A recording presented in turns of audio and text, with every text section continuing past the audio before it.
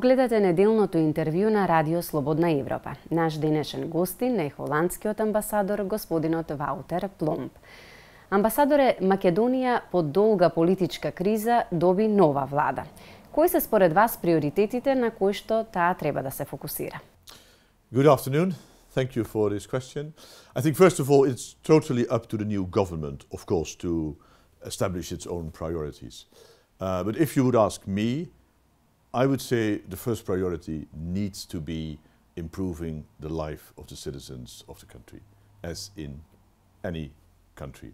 And you know, I was thinking of the fantastic joy in Macedonia last week when Vardar, the men of Vardar became European champions. And I saw really a kind of joy that united the country, that was for all the citizens of the country. And I would very much wish that Macedonia, the citizens of Macedonia, can celebrate many more of such victories. If you would ask me more specifically about priorities for the new government, I would say it is most of all about rule of law, accountability, inclusiveness, and more in general about implementing the reforms that will make it possible for Macedonia to enter into the European Union and Macedonia.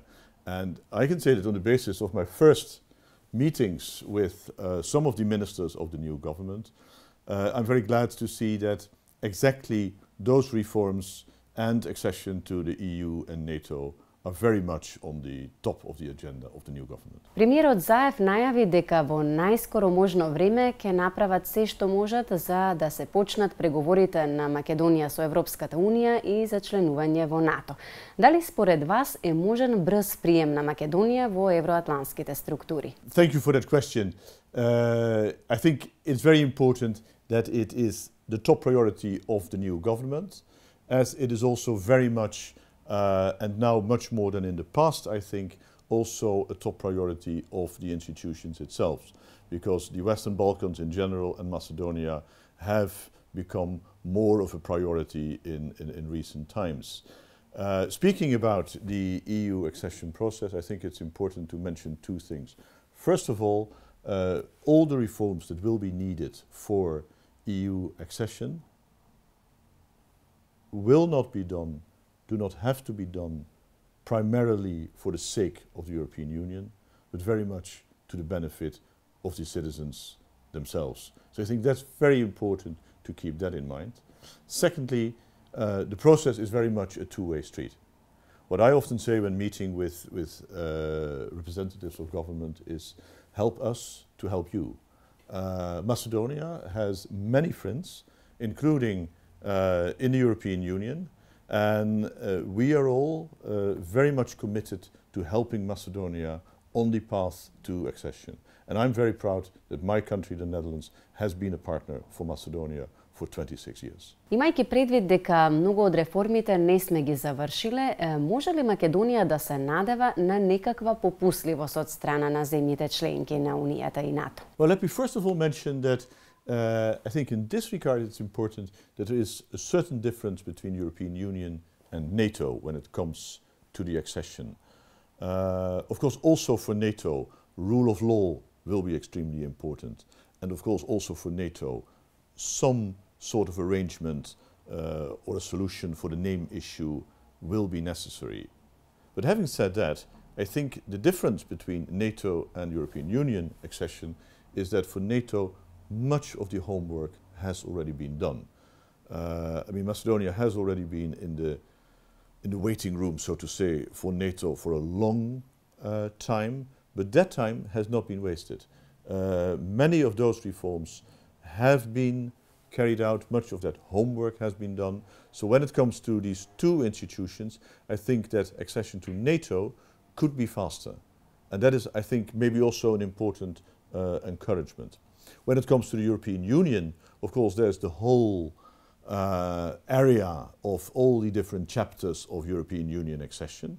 And of course, everybody knows that that is indeed a lot of work. But again, here, the good news is that the European Union and the member states are willing to help And I was very glad when I heard last night that Mr. Priebe, of the famous Priebe report, which is very much on the basis of the urgent reform priorities, I was very glad when I heard that he will come to the country very soon. He will visit Macedonia to help Macedonia, to help with mapping out.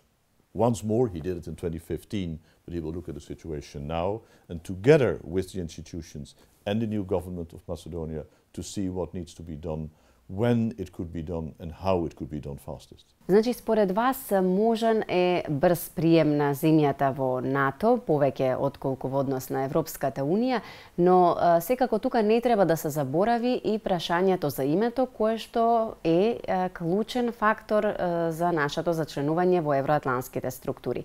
Можно ли е и негово решавање во догледно време?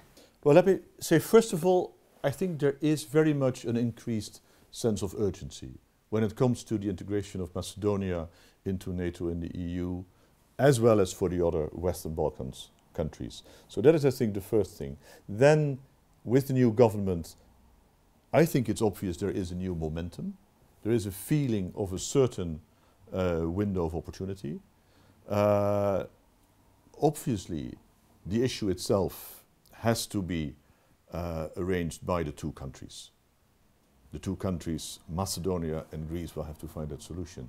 But I think there is every interest of the international community to help, to support.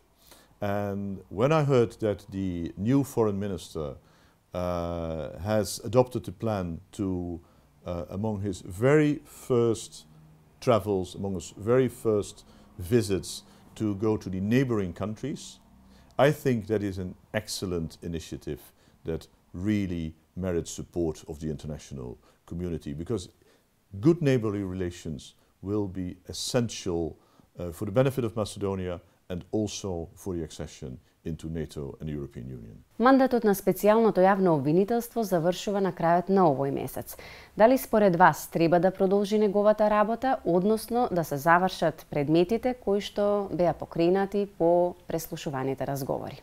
I think that the most important thing to start with when talking about the special prosecution is that it's an institution that was agreed upon by all four political parties that participated in the Pergino process. So they all agreed to the need to establish such an institution, to the way how to do it. So I would say, since the institution obviously is busy doing its work, has not finished it, let the special prosecution finish the important task it was assigned to do.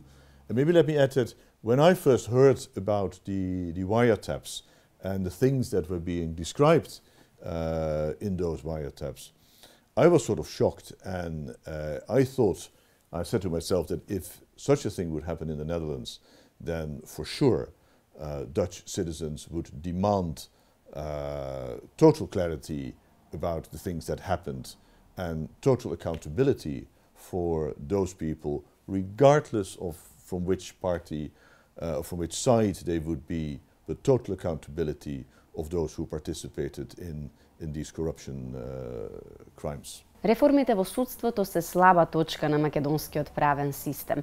Дали целосно реорганизирање или реизбор, како што најави премиерот Заев неодамна, може да биде добар старт за резултати во таа област? Well, you're very right, I think, in pointing out that indeed the judiciary and more broadly the rule of law is indeed a weak spot and is one of the first things that will need to be tackled in Macedonia, also to get again on track for European Union accession.